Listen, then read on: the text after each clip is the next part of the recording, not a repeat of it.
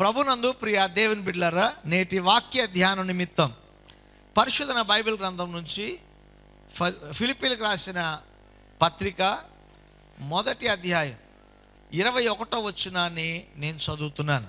నా మట్టుకైతే బ్రతుకుట క్రీస్తే, చావైతే లాభము. దేవుని సన్నిధిలో ఉన్న మనందరం కూడా ఈరోజు ప్రభు మనతో ఒక ప్రాముఖ్యమైన మాట మాట్లాడటానికి ఇష్టపడుతున్నాడు. ఇక్కడున్న మనందరం కూడా ప్రభువుని ప్రేమించేవారమే, ప్రభువుని ఇష్టపడేవారమే. కానీ ప్రభువు కొరకు జీవించేవాళ్ళు చాలా తక్కువ మంది. ప్రభువుని ఇష్టపడి ప్రేమించడం మాత్రమే కాదండి, చెప్పటం మాత్రమే కాదు. ప్రభువుని ప్రేమిస్తున్నాం, ప్రభువుని ఇష్టపడుతున్నాం అనడానికి రుజువు ఏంటంటే మనం ప్రభువు కొరకు జీవించాలి. ఈరోజు మిమ్మల్ని కూడా ప్రశ్న అడిగాను అనుకోండి, ఎంతమంది ప్రభు కొరకు జీవిస్తున్నారు అని అడిగితే జవాబు చెప్పలేకపోవచ్చు. ఎంతమంది ప్రభు కొరకు జీవించాలనుకుంటున్నారు అంటే అందరూ చేయి పైకెత్తి ప్రభు కొరకు నేను జీవించాలనుకుంటున్నాను అని మనం చాలా ఖండితంగా చెప్పగలుగుతాం. ఇదే ప్రశ్న మరొకసారి పరిశుద్ధాత్మ దేవుడు మనల్ని అడుగుతున్నాడు, ఎంతమంది ప్రభువు కొరకు జీవించాలని ఆశపడుతున్నారు? ప్రభువు సన్నిధిలో జీవించాలని ఆశపడిన ప్రతి ఒక్కరూ కూడా ఎలా జీవించాలో మనకి తెలియాలి. కనుక ఇక్కడ పౌలు భక్తుడు అంటున్నాడు, నా మట్టుకైతే బ్రతుకుట క్రీస్తే, చావైతే లాభం. అనగా తాను ప్రభువుని ప్రేమించిన ఆయన, ప్రభువుని ఇష్టపడినటువంటి పౌలు భక్తుడు తాను ప్రభు కొరకు ఎలా జీవించాలో ఆయన ఒక తీర్మానం చేసుకున్నాడు. ఈరోజు కూడా ఇక్కడున్న మనందరి జీవితాల్లో కూడా ప్రభు కొరకు మనము ఎలా జీవించాలి, ఎలాంటి జీవన విధానం ప్రభు కొరకు జీవించేలాగా మనల్ని చేస్తుందో కొన్ని విషయాలు ఈరోజు మీ ముందుంచాలని ఆశపడుతున్నాను. దయచేసి మనం పరిశుద్ధ బైబిల్ గ్రంథాన్ని మనం చూస్తే అపోస్తుల కార్యం 9వ అధ్యాయం 1 నుంచి 19 వచనాలు. ఇక్కడ ఈ అధ్యాయంలో మనం ప్రాముఖ్యంగా చూస్తే పౌలు భక్తుని యొక్క మార్పును గురించి, దెన్ ఎన్కౌంటర్ విత్ గాడ్. పౌలు సౌలుగా ఉండేవాడు, సంఘాన్ని హింసిస్తూ ఉండేవాడు, క్రీస్తు విరోధిగా బ్రతికేవాడు, తనకి ఇష్టానుసారంగా బ్రతికేవాడు. కానీ దమస్కు మార్గం గుండా వెళుతున్నటువంటి సౌలుగా ఉన్నటువంటి పౌలును దేవుడు దర్శించాడు. ఆ దర్శించినప్పుడు దేవుడు ఆయనతో మాట్లాడాడు, ఆయన వెలుగును చూచాడు, ఆయన కంటిలో ఉన్నటువంటి ఆ అంధకారం తొలగిపోయింది. అననీయ ప్రార్థన చేశాడు. ఇదంతా పౌలు ఎలా మారాడో మనందరికీ బాగా తెలుసు. అయితే పౌలు దేవుని సన్నిధిలో మార్పు చెందిన తర్వాత, దేవునితో ఎన్కౌంటర్ చేయబడిన తర్వాత, ప్రభు చేత దర్శించబడిన తర్వాత ప్రభు కొరకు జీవించడానికి తీర్మానం చేసుకున్నాడు. అది ఎలా చెప్పగలరంటే పౌలు ఒక మాట అంటాడు, ప్రభువా ఇక మీదట నేను నీ కొరకు ఏం చేయాలో నాకు నీవు తెలియచేయి. What must I do for you? దేవా నేను నీ కొరకు నేనేమి చెయ్యాలి? దేవుని కొరకు జీవించాలనుకునేవారు, దేవుని కొరకు జీవించేవారు ఎలాంటి వారంటే వారు సంపూర్ణంగా దేవునికి సమర్పించుకున్న వారే దేవుని కొరకు జీవించేవాళ్ళు. దేవునికి స్తోత్రం కలుగును గాక. దేవా నా పని నేను చేసుకుంటా, నీకేం చేయమంటావు అడగల పౌలు. కానీ పౌలు భక్తులు అడిగిన మాట ఏంటంటే, నా జీవితాన్ని దర్శించావు, నాకు వెలుగు కలిగింది, నా హృదయం మారింది, నీవు నిజమైన దేవుడు అని గ్రహించాను కనుక ఇక మీదట నేను నీ కొరకు ఏం చేయాలి అంటే సంపూర్ణంగా తన ఇష్టాన్ని పక్కన పెట్టేశాడు, తన ఆలోచనలు పక్కన పెట్టేశాడు. సంపూర్ణంగా దేవుని యొక్క ఉద్దేశాలు చేయటం కోసం ఆయన తీర్మానం చేసుకున్నాడు. ప్రియ దేవుని బిడ్డలారా, సమర్పించుకొనుట అనే మాట మనం చాలాసార్లు వింటాం మనం. కానీ సమర్పించుకోవడం అంటే ఏంటి తెలుసా? Completely surrendering to God means changing your direction, changing your desires, changing your destiny. మన జీవితాల్లో సంపూర్ణంగా దేవునికి సమర్పించుకోవటం అంటే దాని అర్థం ఏంటో తెలుసా? మన యొక్క మార్గాలను మార్చుకోవాలి, మన కోరికలను మార్చుకోవాలి, మన గమ్యాలను కూడా మనము మార్చుకోవాలి. అది సమర్పణ కలిగిన వారి యొక్క జీవితం. ఈరోజు మనం ప్రభు కొరకు సమర్పించుకున్నానండి, నేను ప్రభు కొరకు బ్రతుకుతానండి, ప్రభు కొరకు జీవిస్తానంటాం. కానీ మన కోరికలు మారు, మన ఆలోచనలు మారు, మన గమ్యాలు కూడా మారు. అమ్మ నీ జీవిత గమ్యం ఏంటంటే నేను చచ్చిపోయేలా ఇల్లు కట్టుకోవాలండి, మా పిల్లలందరూ బాగా సెటిల్ అవ్వాలండి, అదే గమ్యం. అది మారు మనసు పొందని వాని గమ్యం. అయితే మారు మనసు పొందిన వాళ్ళందరూ కూడా బికారులకు తిరగాల అక్కర్లేదండి. మనం వాటి గురించి అడగాల్సిన పని లేదు, దాని కొరకు బ్రతకాల్సిన పని లేదు. ఎందుకంటే మన తండ్రి మనల్ని పోషిస్తాడు, మన అవసరాలు తీరుస్తాడు, మనం అడిగిన వాటికంటే ఊహించిన వాటికంటే ఎక్కువ ఇస్తాడని విశ్వాసం మన హృదయంలో కలుగుతుంది కనుక భౌతికపరమైన వాటి మీద ఉన్నటువంటి అపేక్షను తొలగించుకొని మన ఆశలు దేవుని మీద ఉండాలి. కొలసీ పత్రికలో అంటాడు, పైన ఉన్న వాటి మీదే మన మనస్సును ఉంచాలి. దేవుని కొరకు సమర్పించుకున్న వారికి ఇక భూ సంబంధమైన వాటి మీద ఆశలు ఉండవు, భూ సంబంధమైన కోరికలు ఉండవు. వారి యొక్క మార్గం మారుతుంది, వారి కోరికలు మారుతాయి, వారి గమ్యము కూడా మారుతుంది. ఈరోజు నా ప్రశ్న, మన కోరికలు మారాయా? మన గమ్యం మారిందా? మన ఉద్దేశాలు, మన యొక్క మార్గాలు మారాయా? ఇంకా పాపపు మార్గములో ఉండి, ఇంకా పాపపు కోరికలతో బ్రతుకుతూ, ఇంకా లోకమే గమ్యం అనుకొని, ఇదే శాశ్వతం అనుకొని లోకములో ఉన్న వాటి కొరకు అపేక్షిస్తూ బ్రతుకుతూ ఉంటే నువ్వు ప్రభు కొరకు జీవిస్తున్నట్ట కాదండి. ప్రభు కొరకు జీవిస్తున్నట్టు కాదు. మనం ప్రభు కొరకు జీవించాలంటే మనం సంపూర్ణ సమర్పణ గలవారిగా మనం ఉండాలి. మన చిత్తము కాదిక, దేవుని చిత్తమేదో దాన్నే మనం అనుసరించి నడుచుకోవాలి.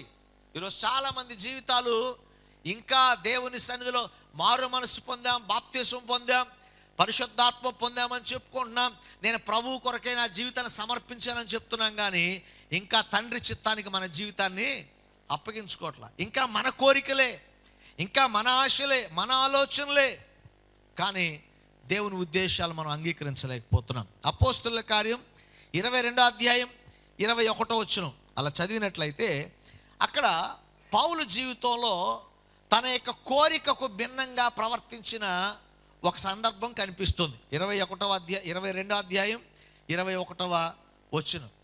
అందుకు ఆయన వెళ్ళము, దూరముగా అన్యజనుల యొద్దకు పంపేదనని ప్రభు ఆయనతో చెప్పాడు. ఇక్కడ వాస్తవానికి మనం చూస్తే పౌలు భక్తుని యొక్క కోరిక ఏంటో తెలుసా? పౌలు భక్తుడు యూదా మత ప్రవీణుడు, ధర్మశాస్త్రంలో నేర్పరైనటువంటి వాడు, ధర్మశాస్త్రాన్ని బోధించగలిగినటువంటి వాడు. అందుకనే నేను ఈ పాపములో ఉండి లేదా ఈ పాప బ్రతికి ధర్మశాస్త్రాన్ని సరిగా అర్థం చేసుకోకుండా బోధించి నా ఇష్టానుసారంగా బ్రతికాను కనుక నా ప్రజల మధ్య, నా యూదులైనటువంటి ప్రజల మధ్య నేనుండి వారికి స్వార్థ చేయాలని పౌలు యొక్క కోరిక. కానీ పౌలు గారిని దేవుడు దర్శించి పౌలు అంటున్నాడు, నువ్వు ఈ ప్రజల మధ్య కాదు నువ్వు సేవ చేయాల్సింది. ఎక్కడికి వెళ్ళాలి? నీవు అన్యులకు వెళ్ళి సేవ నువ్వు చేయాలి. నువ్వు అన్యుల దగ్గర, అన్య జనాంగానికి వెళ్ళి నువ్వు స్వార్థను ప్రకటించాలి. కానీ పౌలు కోరిక అది పౌలు కోరిక కాదు. పౌలు కోరిక యూదుల దగ్గర ఉండాలని కోరిక, తన సొంత ప్రజలను ప్రభు మార్గంలో నడిపించాలని కోరిక. కానీ ప్రభు ఏం చెప్పాడు? నువ్వు అన్యజనుల దగ్గరికి వెళ్ళాలని చెప్పాడు. అప్పుడు ప్రభువా లేదయ్యా, నువ్వు అలా అనుకున్నావు, నేను ఇలా అనుకున్నాను, నా ఇష్టం ఇక్కడే ఉంటాను అని పౌలు భక్తుడు చెప్పలా. సమర్పించుకున్నటువంటి ప్రభులు ఏమన్నాడు? ఇక మీదట నేను ఏం చేయాలి ప్రభు అని అడిగాడు కదా. కొంతమంది మనం కూడా అడుగుతాం, ప్రభు ఏం చేయమంటావు, నీ చిత్తం ఏంటంట, మన ఆలోచనలు ఇంకా తిరుగుతూ ఉంటాయి, నీ ఉద్దేశాలు ఏంటంటే ఇంకా మన కోరికలే తిరుగుతూ ఉంటాయి. కానీ పౌలు దేవుని కొరకు సమర్పించుకొని దేవుని కొరకు జీవించాలని తీర్మానం చేసుకున్న పౌలు తన కోరిక ప్రాధాన్యత ఇవ్వలేదు, కానీ దేవుడు ఏమనుకున్నాడో, తాను దేవుని సన్నిధిలో ఎలా బ్రతకాలని తీర్మానం చేసుకున్నాడో అలాగే ప్రభువా నేను ఏం చేయమంటావు అని ప్రభువుని అడిగాడో దానికి జవాబుగా ప్రభు ఇలా చేయమన్నప్పుడు అన్య జనాంగం దగ్గరికి వెళ్ళి సువార్త ప్రకటించడానికి పౌలు తన జీవితాన్ని సిద్ధపరచుకున్నాడు. హల్లెలూయా. He changed his direction, he changed his desires, he changed his destiny. పౌలు తన యొక్క కోరికలను మార్చుకున్నాడు, తన యొక్క మార్గాలు మార్చుకున్నాడు, తన గమ్యాన్ని మార్చుకున్నాడు. అది సమర్పణ గల జీవితం, ప్రభు కొరకు జీవించేవనే జీవితం. ఇంకా నీ కోరికలే, ప్రభు యొక్క చిత్తం మనకు అక్కర్లా, ఇంకా నీ ఉద్దేశాలే, ఇంకా నీ ఆశలే, నీ కోరికల కొరకే బ్రతుకుతున్నాం. కానీ పౌలు అంటాడు, నా మట్టుకైతే బ్రతుకుట క్రీస్తే, చావైతే మేలు. నేను బ్రతికినంతకాలం క్రీస్తు కొరకే నేను బ్రతుకుతా, ఆయన ఉద్దేశాల కొరకే బ్రతుకుతా, ఆయన ఆలోచనల కొరకే బ్రతుకుతా, ఆయన చిత్తం నెరవేర్చడం కోసమే నేను బ్రతుకుతాను. కానీ ఈరోజు చాలామంది దేవుని ఉద్దేశాల కొరకు బ్రతకటం లేదు, దేవుని చిత్తం కొరకు బ్రతకటం లేదు. వారి ఉద్దేశాల కొరకు మాత్రమే బ్రతుకుతూ చెప్తూ మాటకు మాత్రం చెప్తాం, నేను ప్రభు కొరకు జీవిస్తానండి, నేను ప్రభువుకు సమర్పించుకున్నాను, కానీ ప్రభు కొరకు మాత్రం మనం జీవించాం. మన ఇష్టమైన కోరికల కొరకు మాత్రమే మనం జీవిస్తూ ఉన్నాం. ప్రభునందు ప్రియ దేవుని బిడ్డ, ఒక్క సందర్భంలోనే కాదు, పౌలు ఆసియాకి బెతూనియా ప్రాంతానికి వెళ్ళాలనుకున్నాడు. దేవుడు పౌలును దర్శించి ఆసియా కాదని దేవుడు మాసిదోనియాకి వెళ్ళమన్నప్పుడు మాసిదోనియాకి పౌలు భక్తుడు వెళ్ళిపోయాడు. తన యొక్క జీవితాన్ని దేవునికి సమర్పించుకున్నానని చెప్పి ప్రభు కొరకు జీవిస్తానని చెప్పినటువంటి పౌలు భక్తుడు ప్రతి సందర్భంలో కూడా తండ్రి చిత్తాన్నే నెరవేర్చాడు. ప్రతి సందర్భంలో కూడా దేవుని కోరిక కొరకు మాత్రమే ఆయన జీవించాడు. తన కోరిక కొరకు ఏం లేదు, ఇక తన ఆలోచనలు ఏమి లేవు. కొంతమంది భక్తి సొంత మార్గాల్లో చేస్తూ ఉంటారండి, సొంత మార్గాల్లో చేస్తూ ఉంటారు. భక్తి సొంత మార్గాల్లో చేయకూడదు, ప్రభు మార్గాల్లో చేయాలి. భక్తి నీ చిత్త ప్రకారం చేయకూడదు, తండ్రి చిత్త ప్రకారం చేయాలి. ప్రభు అని యేసుక్రీస్తు వారే తండ్రి చిత్త ప్రకారం చేశాడు. ఆయన ఈ భూమి మీద మనిషిగా ఉన్నప్పుడు ఎలా బ్రతికాడు యేసు ప్రభు? తండ్రి చిత్తాన్ని నెరవేర్చడం కోసం బ్రతికాడు. ఈ లోకంలో దేవుని పిల్లలుగా యేసుని వెంబడించే మనం మన కోరికలు మనసులో పెట్టుకొని ప్రభు కొరకు జీవిస్తున్నాం, నీ ఇష్టం వచ్చింది చేసుకొని ప్రభు సేవ చేస్తున్నాం అనుకోకూడదండి. నువ్వు చేసే ప్రతిదీ దేవుని సేవ కాదు, ప్రభు చెప్పింది చేసినప్పుడే దేవుని సేవ. ఆమేన్. దేవుని చిత్తాన్ని నెరవేర్చడం కోసం మనం ఇష్టపడే పరిచారకులుగా ఉండాలి. If you are living a life that you want to surrender your life to God, you must do the will of God. దైవ చిత్తము చేయకుండా నీ జీవితం ప్రభు కొరకు సమర్పణ కలిగిందిగా ఉండలేదు. నువ్వు ప్రభు కొరకు జీవించిన వాడవు కాదు. కనుక ఈరోజు పరిశుద్ధాత్మదేవుడు ప్రశ్నిస్తున్న మాట, ఇంకా నీ చిత్తమే చేస్తున్నావా? ఇంకా నీ కోరికలను అనుసరిస్తున్నావా? ఇంకా నీ గమ్యాలను నీ గురినే కలిగి ఉన్నావా? కానీ ప్రభువుకు సమర్పించుకున్న వాడవైతే నీ కోరికలు పరసంబంధమైనవిగా ఉండాలి, నీ మార్గాలు దేవుడు చూపించినవిగా ఉండాలి, నీ గమ్యం ప్రభువు నిర్దేశించిందిగా ఉండాలి. వారు మాత్రమే ప్రభువు కొరకు జీవించేవారు. హల్లెలూయా, హల్లెలూయా. బైబిల్లో చాలా సాదృశ్యాలు నేను మీకు జ్ఞాపకం చేయగలను. యాకోబు భక్తుడు తన మార్గాన్ని మార్చుకున్నాడా లేదా? ఎక్కడికి వెళదాం అనుకున్నాడు? ఈ వేదన భరించలేక 20 సంవత్సరాలు కొలువు తీర్చిన తర్వాత ఇక నేను చేయలేను అనుకుని తన తండ్రి ఇంటికి వెళ్ళాలనుకున్నాడు. కానీ ప్రభువు దర్శించాడు.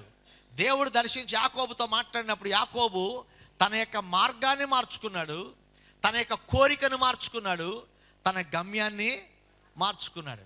తన తండ్రి ఇంటి మార్గం నుంచి దేవుని ఇంటి మార్గానికి వెళ్ళాడు. తన కోరిక నుంచి దేవుని కోరిక నెరవేర్చడానికి ఇష్టపడ్డాడు. తన గమ్యముగా అనుకున్న తన తండ్రి ఇంటి నుంచి తన గమ్యాన్ని దేవుడిగా మార్చుకున్నాడు. అందుకనే యాకోబు ఇశ్రాయేలుగా మార్చబడ్డాడు. ప్రభు కొరకు సమర్పించుకునేవారు ఇక మన కోరికలు, మన ఆలోచనలు, మన ఆశలేక ఉండకూడదండి. కనుక నువ్వు ప్రభు కొరకు జీవించేవాడు అయితే సంపూర్ణ సమర్పణతో ప్రభు చిత్తమును నెరవేర్చేవాడిగా ఉండాలి. దేవునికి స్తోత్రం కలుగునుగాక. హల్లెలూయా. రెండవదిగా మనం చూసినట్లయితే ఎవరు ప్రభు కొరకు జీవించేవాళ్ళు?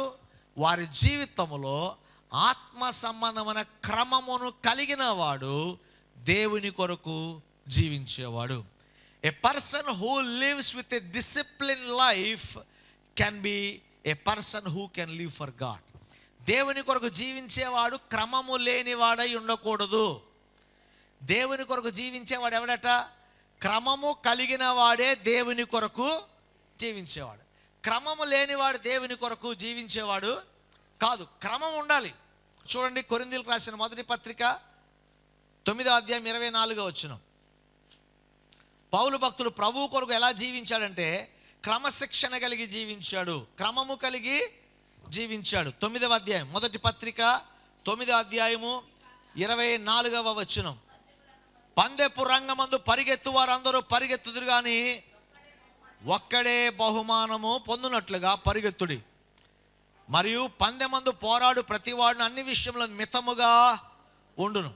వాడు క్షేమకు కిరీటం పొందుటకు, మనమైతే అక్షయమైన కిరీటం పొందుటకు మితముగా ఉన్నాము. కాబట్టి నేను గురి చూడవలన వాళ్ళని పరిగెత్తువాడను కాను, గాలి కొట్టినట్టు పోట్లాడట్లేదు కానీ ఒకవేళ ఇతరులు ప్రకటించిన తర్వాత నేనే భ్రష్టునైపోదునేమని నా శరీరం నలగొట్టుకొని దాన్ని లోపరుచుకొనుచున్నాను. ప్రభు కొరకు జీవించే వాళ్ళు ఎలా జీవించాలండి? క్రమము కలిగి జీవించాలి. చెప్పండి ఎలాగా? క్రమము కలిగి. పౌలు అంటాడు ఇక్కడ, నా శరీరమును లోపరుచుకుంటున్నాను. కొన్నిసార్లు టీవీల్లో ఆటలు చూసినప్పుడు మనకు కూడా మనలో ఉన్న ఆటగాడు బయటకు వస్తాడు. వచ్చి మనం కూడా బాల్ వేయాలని, ఫుట్బాల్ ఆడాలని కోరిక కొడుతుంది. మనం కూడా ఇంట్లో కూర్చొని చెయ్యాల తిప్పామనుకో, పట్టేసి మళ్ళీ రాదే, మళ్ళా వస్తుందా? ఒకసారి ఎవరినో చూస్తాం, మంచి బాడీ, మంచి ఫిజిక్స్ ఉన్నాను చూసి రేపు పొద్దున్న నుంచి ఎక్సర్సైజ్కి వెళ్ళి ఒకరోజు 2 గంటలు నడవకూడదు, 3వ రోజు లెగలేదు. దానికి ఒక క్రమశిక్షణ ఉంటుంది, అవునా? ఆటలాడే వాళ్ళని చూసి ఇలా మనం ఆడాలంటే వాళ్ళు ఆడటానికి ఎంత కఠోరమైన శ్రమో తెలుసా? వాళ్ళ కోరికలు ఉండవా? తినాలని ఆశ ఉండదా? మొన్న ఎప్పుడో నేను విరాట్ కోహ్లీ ఇంటర్వ్యూ చూశాను. ఇంటర్వ్యూ చూస్తే విరాట్ కోహ్లీ మాట్లాడుతున్నాడు, తను తినే ఆహారాన్ని పోస్ట్ చేశాడు. ఆయన చెప్పిన మాట, నేను నా జీవితంలో ఇంకో 10 ఏళ్ళు పెట్టినా అదే తింటానన్నాడు. అది చూస్తేనే మనకు వాంతి వచ్చినట్టు ఉంది. అందులో 4 కీరదోసకాయలు, 4 అయ్యి చాలా అన్నీ ఓ ప్లేట్ నిండి 4 స్పూన్లు తింటేనే మనకు వాంతి వస్తుంది. కానీ మన కోరిక మాత్రం విరాట్ కోహ్లీలాగా ఆడాలనుకుంటాం. మనమేం ప్లేట్ నిండా 3 ప్లేట్లు తింటే అడుగు తీసి అడిగేయలేం. కానీ తన శరీరాన్ని ఏం చేశాడు? అతను లోపరుచుకున్నాడు. అలాగే ఒక ఆటగాడు ఈ భూమి మీద తనకు పేరు రావటం కోసం, ధనం సంపాదించడం కోసం, దేశం కొరకు ఆడేటటువంటి వాడు తను క్రమపరుచుకొని దేశానికి ప్రతిభను చూపించి ప్రపంచంలో మేటి ఆటగాడిగా నిలబడటానికి క్రమపరుచుకుంటే, ప్రభువు దగ్గర ఉన్న మనకు ఒక బహుమానం సంపాదించుకోవడానికి మనకి క్రమం అక్కర్లేదా? క్రమశిక్షణ అక్కర్లేదా? మనకి ఏం కావాలి? తన శరీరం నలగొట్టుకున్నాడనగా ఈ should have a self control. Discipline అంటే నథింగ్ బట్ సెల్ఫ్ కంట్రోల్. క్రమశిక్షణ అంటే ఏంటి తెలుసా? నిన్ను నీవు నియంత్రించుకోగలగటం, నీ కోరికలు నియంత్రించుకోగలగటం, నీ ఆశలు నియంత్రించుకోగలగటం, నీ ఉద్దేశాలు నియంత్రించుకోగలగటం, నీకు ఎదురైనటువంటి శోధనలు జయించగలగటం, నియంత్రించుకునే స్వభావం కలిగిన వాడే క్రమము కలిగిన వాడు, క్రమశిక్షణ కలిగిన వాడు నియంత్రించుకుంటాడు. దొరికించాడు, దొరికిందల్లా తినేవాడు మున్సిపాలిటీ ఎద్దంటారు వాళ్ళని, అదండి. అప్పుడే ఇంత పెద్ద గడ్డి పెట్టండి, మళ్ళా ఆవును వదిలేసేవాడికి అక్కడన్న కాగితాలు కనబడి మళ్ళీ తింటానే ఉంటుంది. అలా కొంతమంది క్రమం ఉండదు. ఎందులో? తిండిలో.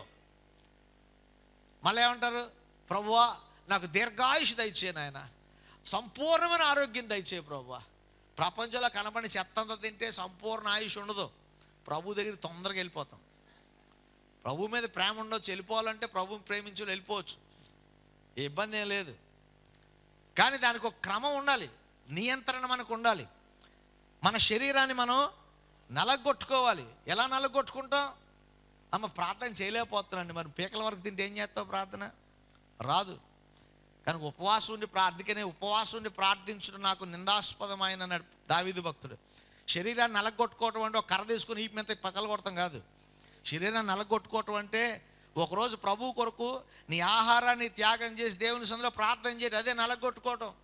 మోకరించి ప్రభు సందులో ప్రార్థన చేయటం, 1 గంట 2 గంటల బైబిల్ను ఏకాగ్రతతో చదవటం, ఇవి నిన్ను నువ్వు ఆధ్యాత్మిక క్రమశిక్షణలోకి నడిపించుకునేటటువంటివి.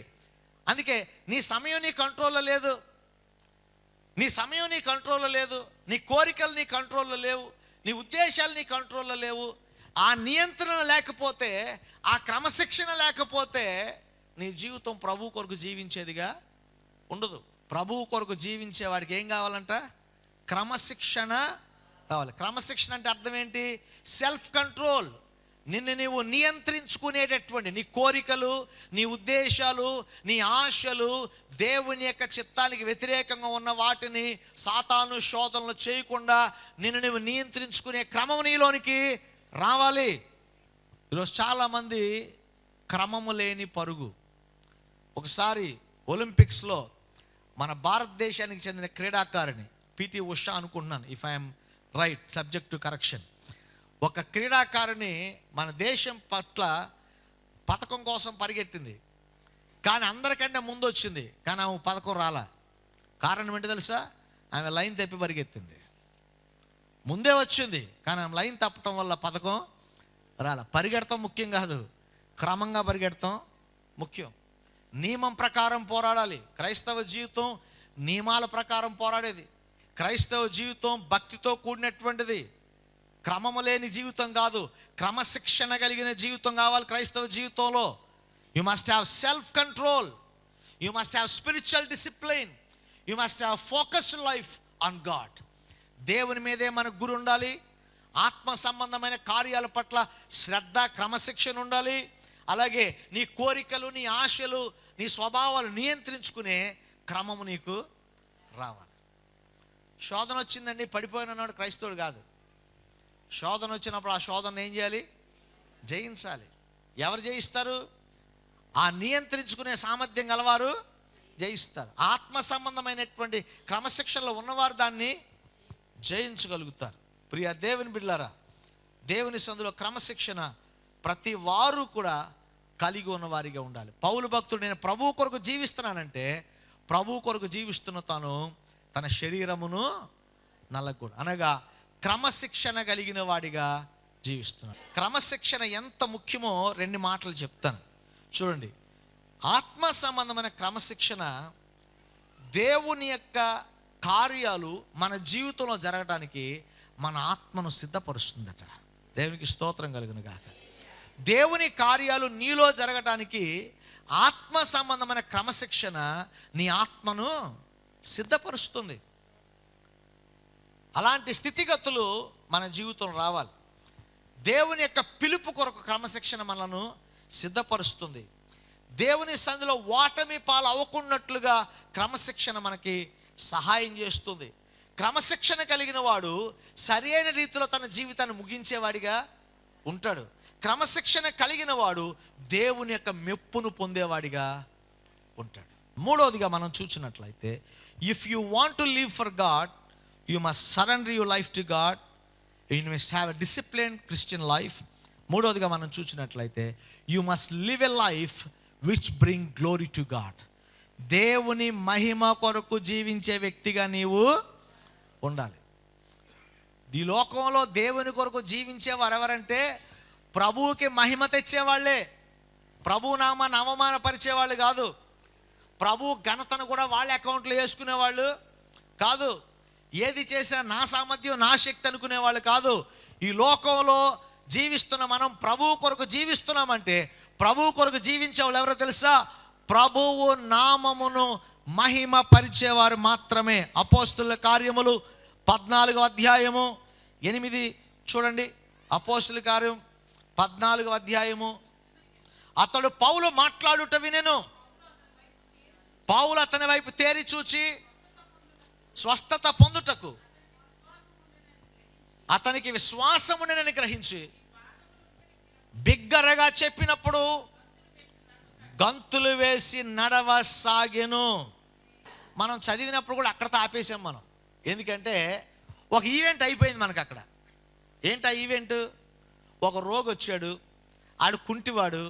వాడి విశ్వాసం కనపడింది పౌలుకి. వాడి విశ్వాసాన్ని ప్రభు ప్రార్థన చేశాడు. పౌలు గారు ఆయన స్వస్థపరచబడ్డాడు. అసలు నేను చెప్పాలనుకున్న అంశం తర్వాతే ఉంది. ఏంటంటే పౌలు భక్తుడు ఆ ప్రార్థన చేసి అద్భుతం జరిగిన తర్వాత ఏమన్నా తెలుసా? ఆహా, నీ వంటి వాడు మరొకడు లేడయ్యా. నువ్వే గనక 10 ఏళ్ల క్రితం మా ఊరు వచ్చుంటే అసలు నాకు ఈ కుట్టితనం ఉండేది కాదయ్యా. అబ్బా ఏం ప్రసంగం చేసావయ్యా, నీకంటే ప్రసంగికుడు భూమి మీద లేడు. అబ్బా ఏం పాడారని అంటే వెంటనే అవును రాత్రి అంతా కష్టపడ్డాను, అవును చిన్నప్పటి నుంచి సాధన చేశా, అవును అసలు నేను మామూలు కాదు, మా కుటుంబం ఇది, మా చరిత్ర ఇది, మా ఊరు, మా తాత ఎలా పాడేవాడు, నేను ఎలా పాడేవాడిని అని గొప్పలు చెప్పుకొని నీకు లేని ఘనతను ఆపాదించుకుంటా. కానీ పౌలు భక్తుడు ఏం చేయాలి తెలుసా? అయ్యా నేను ప్రభు పేరుని అద్భుతం చేస్తే, నేను ప్రభు సన్నిధిలో ప్రార్థన చేసి ప్రభు కృపను కోరి నీ పక్షంగా వేడుకుంటే నీకు స్వస్థ వస్తే నన్ను దేవుడు అంటావేంట్రా? నేను దేవుడు ఎలా అయ్యానని వస్త్రాలు చింపుకొని ఏడుస్తూ కన్నీటితో అంటున్నాడయ్యా, నాకు కాదు ఘనత, నాకు కాదు నువ్వు ఘనత ఇవ్వాల్సింది, దేవునికి ఘనత ఇవ్వాలి. ఈ లోకంలో ప్రభువు కొరకు జీవించే ప్రతివాడు ప్రభువును ఘనపరిచేవాడిగా ఉండాలి. నీకు కలిగిన ఉద్యోగాన్ని బట్టి, నీకు కలిగిన వ్యాపారాన్ని బట్టి, నీకు కలిగిన సంపదను బట్టి, నీకు కలిగిన తలాంతులను బట్టి, నీకు కలిగిన సామర్థ్యాన్ని బట్టి నువ్వు దేవునికే మహిమ ఇవ్వాలి తప్ప దేవుని మహిమ నువ్వు దొంగిలించేవాడిగా ఉండకూడదు. కీర్తనాకారుడు చెప్తున్న మాట, మాకు కాదు యెహోవా, మాకు కాదు, నీ నామమునకే మహిమ రావాలి. కొరింథీయులకు రాసిన పత్రిక 10వ అధ్యాయం 31వ వచనంలో ఏమంటాడు? మీరు భోజనము చేసినను, పానము చేసినను, మరి ఏమి చేసినను దేవుని మహిమ కొరకు మాత్రమే మీరు చేయండి. నేను ప్రభువు కొరకు జీవిస్తానండి, కానీ ప్రభువుకి మహిమ ఇవ్వనండి. ప్రభువు కొరకు జీవిస్తానండి, ప్రభువుని ఘనపరచనండి అంటే నువ్వు ప్రభువు కొరకు జీవించేవాడు కాదు, నీ కొరకు నువ్వు జీవిస్తున్నావు. దేవుని కొరకు జీవించేవాడు తన జీవితంలో కలిగిన ప్రతి దాన్ని బట్టి ప్రభువుకి ఘనత చెల్లిస్తాడు. ప్రభువును ఒకసారి అందరూ గట్టిగా ఘనపరచండి, దేవునికి స్తోత్రం చెప్పండి. హల్లెలూయా, హల్లెలూయా. ప్రభునందు ప్రియ బైబిల్లో చాలా ఉదాహరణ నేను చెప్పగలను. పేతురు భక్తుడు అనేక కార్యాలు చేశాడు, కానీ ఎప్పుడూ కూడా తన ఘనతను తీసుకోలేదు. దేవునికే ఘనతను వాళ్ళు ఇచ్చారు. మరి అనుదినము నువ్వు ప్రభువుని ఘనపరుస్తున్నావా? నువ్వు బ్రతికి ఉన్నదంటే ఎలా? దేవుని కృపే కదా. జీవించడం అంటే దేవుని కృపే కదా. తలాంతులు ఉన్నాయంటే దేవుని కృపే కదా. సామర్థ్యం ఇవ్వబడిందంటే దేవుని కృపే కదా. ఇన్ని ఇచ్చిన దేవుని ఘనపరచకుండా నీ ఘనత కొరకు నువ్వు బ్రతుకుతూ డాంబికంగా బ్రతికితే నువ్వు ప్రభు కొరకు జీవించేట ఎలా ఉంటుంది?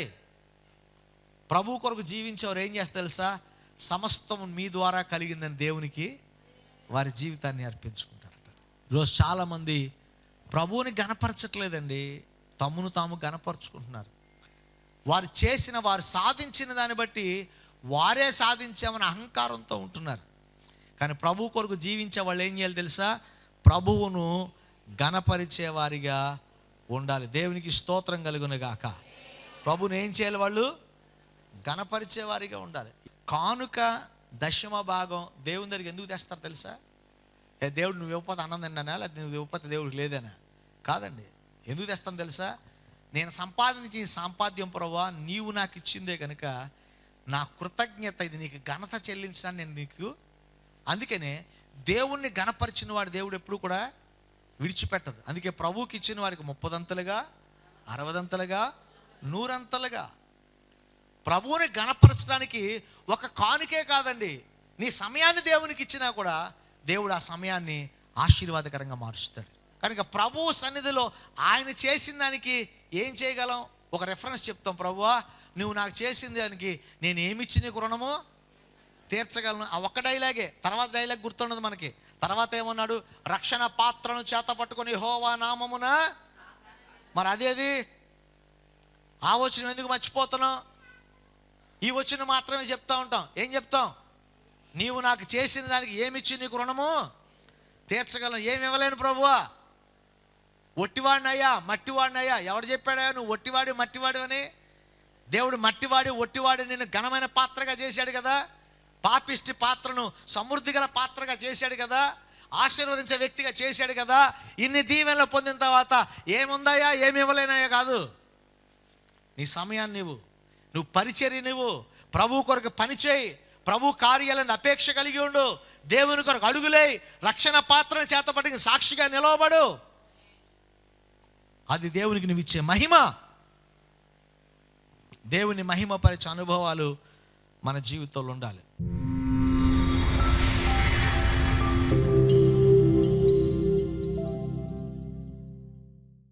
ప్రేమగల తండ్రి, పరిశుద్ధుడు అయిన దేవా మీకు స్తోత్రం. రోజునైనా ఈ భూమి మీద మీరు మాకు ఇచ్చిన జీవితంలో ప్రభువా మీ కొరకు జీవించే కృప దయచేయండి. నీ కొరకు మేము ఎలా జీవించాలో మాతో మాట్లాడిన దేవా, మా జీవితాల సంపూర్ణ సమర్పణ కలిగి, క్రమశిక్షణ కలిగి, నీకు మాత్రమే మహిమను చెల్లిస్తూ నిరంతరం స్తుతిస్తూ ప్రభువా ఈ లోకంలో నీ కొరకు జీవించే భాగ్యం దయచేయండి. మా ఆశలు, మా కోరికలు చంపుకొని మీ చిత్త ప్రకారం జీవించే కృప ఇవ్వండి. నీ సన్నిధి మాతో ఉంచండి. వాక్యానుకూలమైన జీవితాలు దయచేయండి. శరీర బలహీనతలను వారిని ముట్టి స్వస్థపరిచి మీ దీవెనలకు పాత్రలుగా చేసి మీరే మహిమ పొందమని యేసు అతి శ్రేష్టమైన నామమున అడిగి వేడుకొని ప్రార్థిస్తున్నాము తండ్రి. ఆమేన్.